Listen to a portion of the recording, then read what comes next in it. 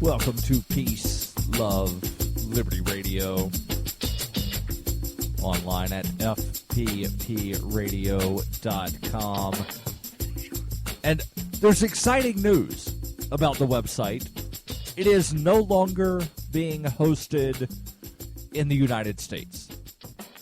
There is a new service that I was lucky enough to be one of the first customers for, and the server has been moved from a physical server located in the United States to what they call a cloud server, a virtual server that is not within the United States, which, you know, in some kind of way maybe means that, you know, stuff on the thing is a little more protected from the U.S. government, but who really knows?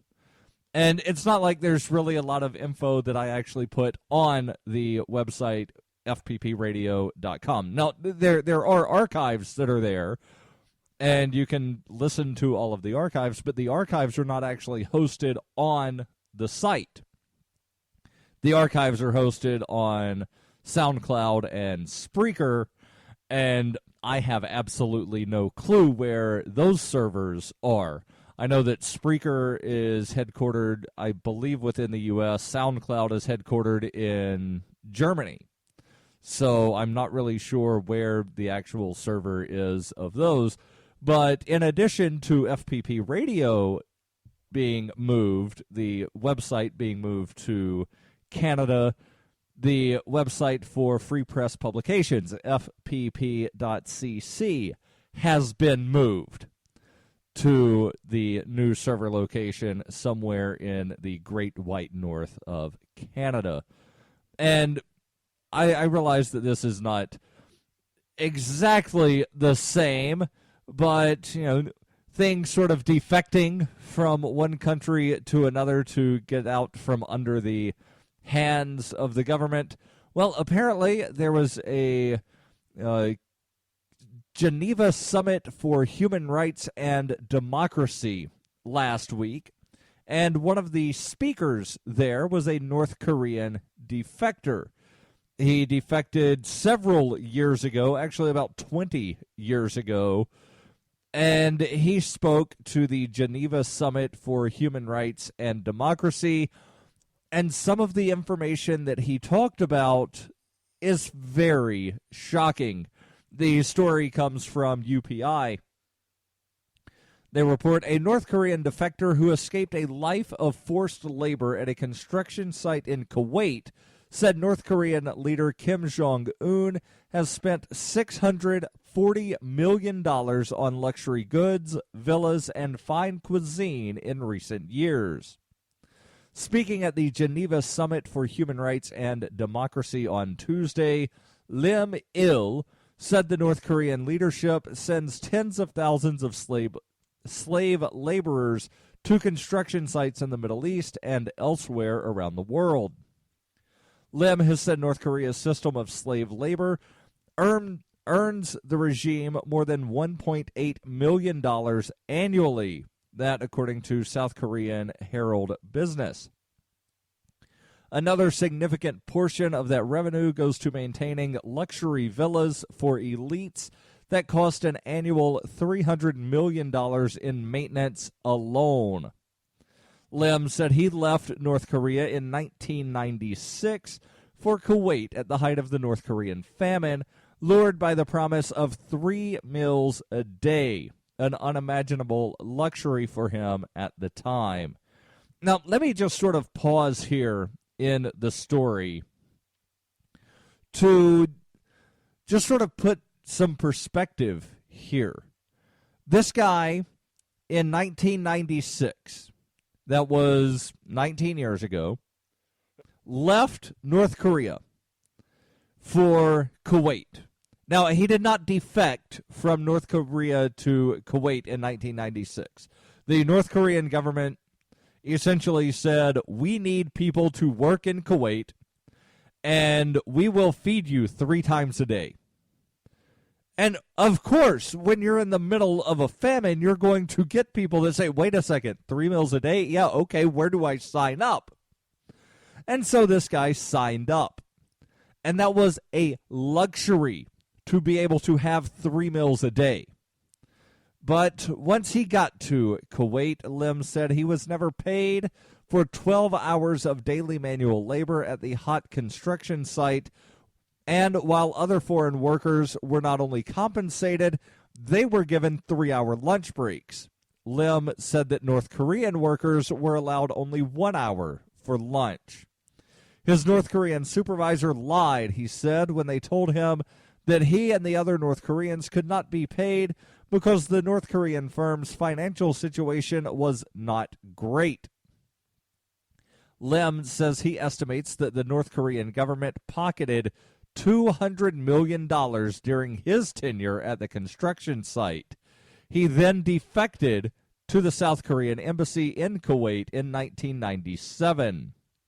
Another defector, 21-year-old Park Yeon-mi, who is part of the Liberty in North Korea group, said in a separate statement at the summit that North Korea has changed with the rise of black markets across the country. The economic changes, Park said, pose threats to the North Korean dictatorship because North Korea's young generation have access to media of the outside world.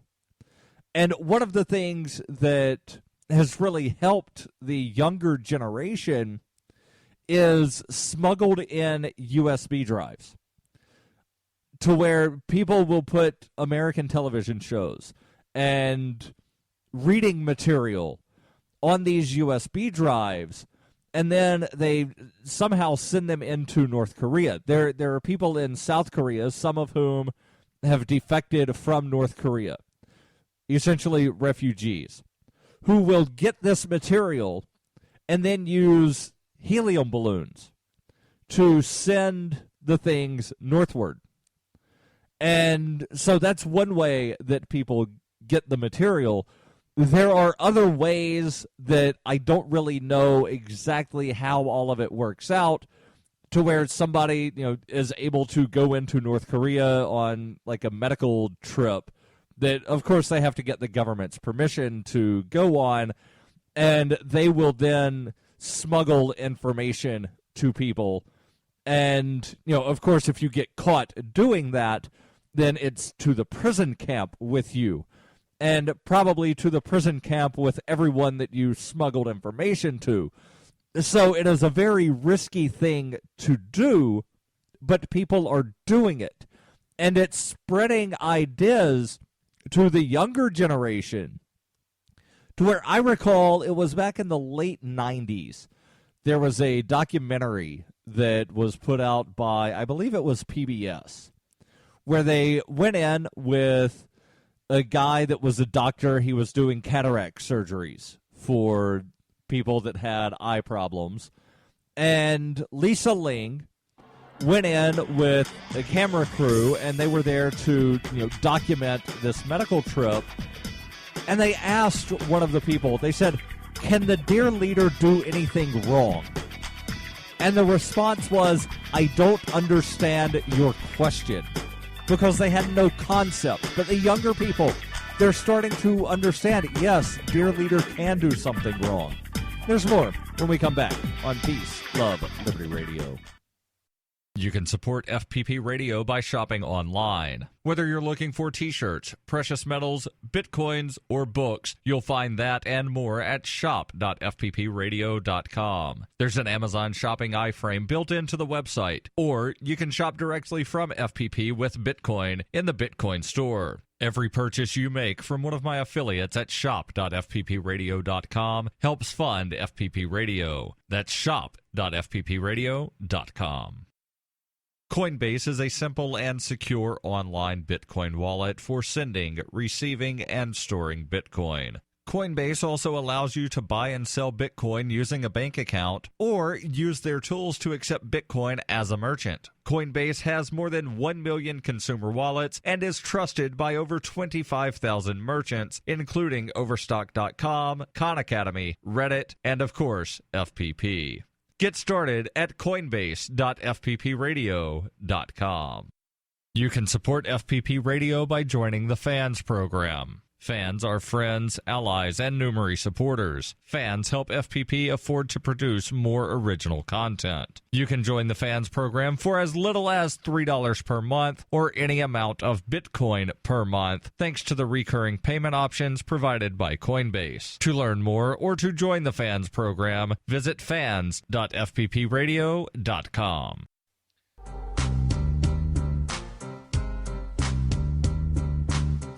Welcome back to Peace, Love, Liberty Radio, online at fppradio.com.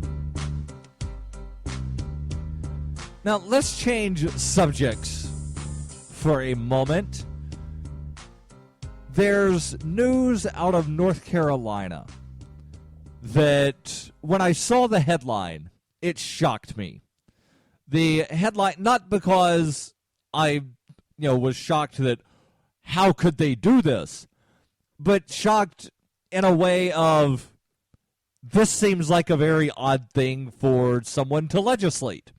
The headline that I saw from a website called The Anti-Media said, state rules that lobbyists and politicians can legally have sexual relations. And so I read the article, and the article talked about the Ethics Commission in North Carolina issuing a ruling. So then I found the Ethics Commission report. I also found a story from the Charlotte News Observer. So I'm going to share that story with you now. Sex between lobbyists and government officials who are covered under North Carolina's ethics law does not constitute a gift that must be listed in disclosure reports, according to the State Ethics Commission. The formal advisory says in part, quote, consensual sexual relationships do not have monetary value and therefore are not reportable as gifts or reportable expenditures made for lobbying for purposes of the lobbying law's expenditure reporting provisions. The opinion was in response to an inquiry from the Secretary of State's Lobbying Compliance Director, Joel H. Braun. The opinion continues. It says, you have asked whether consensual sexual favors or sexual acts between a lobbyist and a designated individual constitutes a gift or thing of value that would trigger the gift ban and reporting requirement. Braun's request also wanted to know if that activity would fall within the definition of goodwill lobbying, which is an indirect attempt to influence legislation or executive action, such as the building of relationships according to state law, and is also considered lobbying. The 7-member Ethics Commission said Braun's letter was general and largely hypothetical with no supporting facts, which limits the Commission's response, but the opinion says that sexual behavior would not constitute goodwill lobbying either. Now, here is what is interesting, because earlier in the opinion, they said that consensual sexual acts have no monetary value. However, the Ethics Commission also said that if a prostitute was provided to a legislator or other covered official, that would then constitute a gift or thing of value and would have to be reported on disclosure forms, which, of course, would be evidence of a crime. In a footnote, the Commission said, this interpretation does not address the legal, moral, or other ramifications of two adults not married to one another engaging in consensual sexual relations with one another. The advisory opinion notes that the Secretary of State waived confidentiality and requested that the opinion be made public. Now, here's my thoughts on this. Aside from, wondering why did someone ask this, there are several other things that seem to be related, such as why do lobbyists have to report expenditures? The claim, I know the claim is, well, we have to make sure that they're staying honest and we know which politicians are getting money and favors and blah, blah, blah from lobbyists. Okay, if that's the case, then every conversation a lobbyist has with the politician should have to be documented in some way because, after all, you want to know who's influencing whom, right? And the footnote, let me just speak on the footnote here for a second. It says this interpretation does not address the legal, moral, or other ramifications of two adults not married to one another engaging in consensual sexual relations. What if a politician was married to a lobbyist? Would that marriage be considered goodwill lobbying, and would that have to be reported? Or would there just be a one-time thing of I'm married to a lobbyist? And why is there even reporting anyway? I realize I asked the question, just a moment ago, and I gave the answer of why they claim that reporting is done, but the reporting is based largely on whether or not the politicians and the lobbyists are honest. And there is, definitely an argument to be made that a lobbyist could wind up giving a gift to a politician and saying, hey, just so you know, I'm not reporting this, so you shouldn't either. And, if the politician is, too honest, the politician will report it and then get the lobbyist in trouble, which would then mean that no lobbyist is going to trust that politician. Nobody's going to try to communicate or influence that politician. And there are, maybe good things and bad things with that. But based on how broadly the term lobbyist is defined in a lot of places, then anyone trying to communicate with a legislator, if they are being paid by someone to do so, is then considered a lobbyist.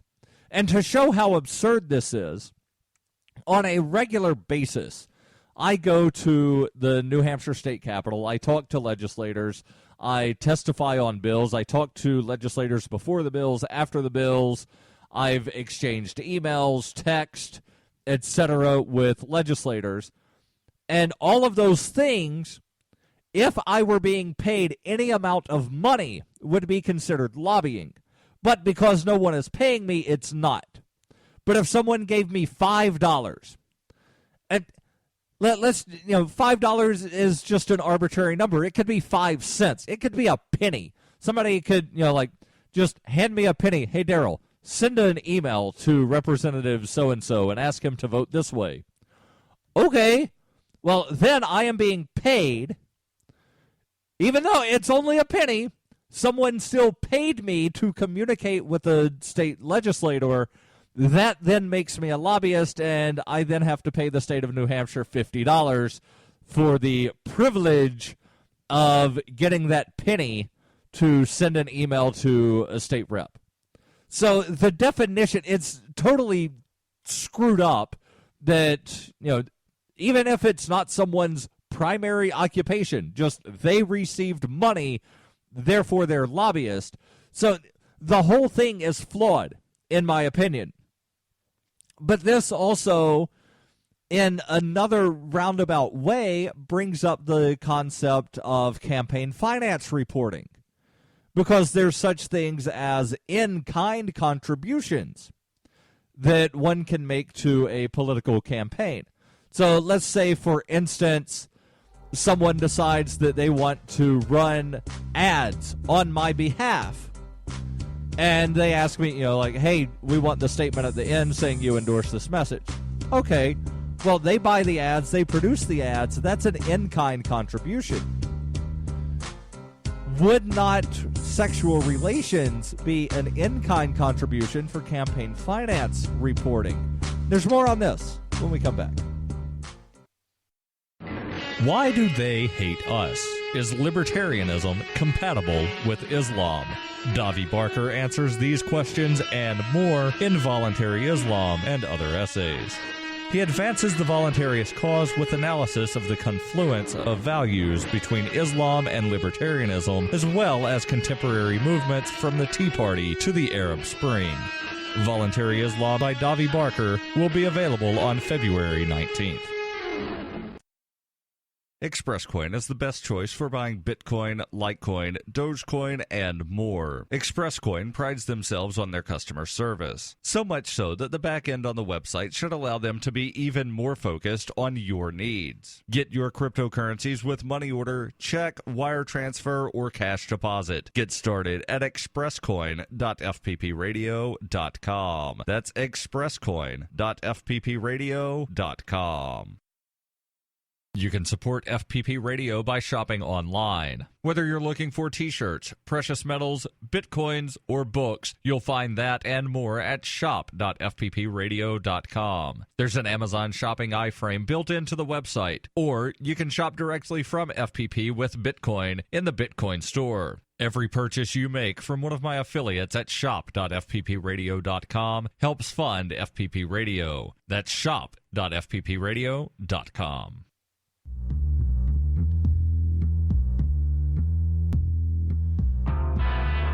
Welcome back to Peace, Love, Liberty Radio. Online at fppradio.com. So the whole concept here is that we have to have paperwork for politicians and lobbyists to fill out to basically be busy work, because it's all documents that they fill out after the fact, sometimes 30, 60, 90 days after receiving a donation or some other in-kind contribution. And with lobbyists in some states, at least in North Carolina, they have to document what is considered goodwill lobbying, but not among goodwill lobbying. You know, taking someone to lunch is goodwill lobbying. Not goodwill lobbying, at least according to the North Carolina Ethics Commission, is taking someone to bed. And I'm still amused by this. And I think the thing that amuses me most is not that there was an opinion about this, but that someone asked the question.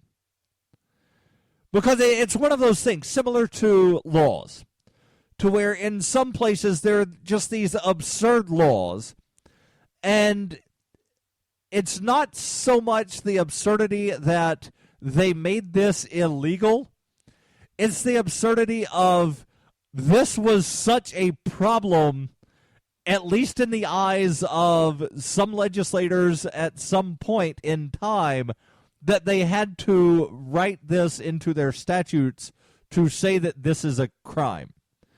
There's, the laws that I don't know if they're still on the books in some places, but there, it has been the claim that back in the 60s, some of the civil rights demonstrators would be arrested for spitting on the sidewalk. And it's just the absurdity that at some point in time, someone made a law, you cannot spit on the sidewalk.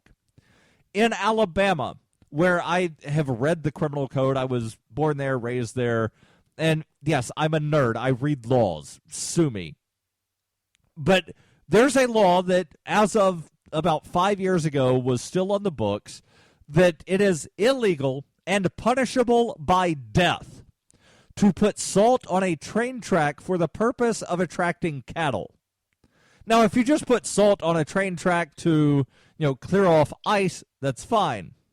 If a cow then comes along and gets hit by a train, as long as it was not your intent to attract the cow, then you're okay.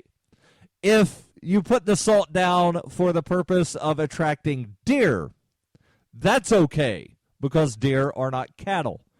In New Hampshire, it is illegal to collect seaweed or rockweed at night, which means at some point in time, the collection of seaweed and rockweed at night was deemed such a problem that some legislator decided, you know what, we have to make a law against this.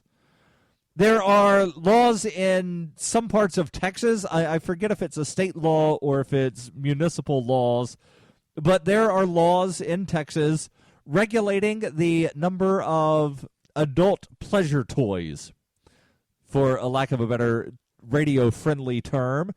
There are laws regulating the number of adult pleasure toys that any one person can own, which means at some point someone decided, you know what, I've had enough with the missus. She's got 7 of these. If she only had 6, maybe she'd pay more attention to me.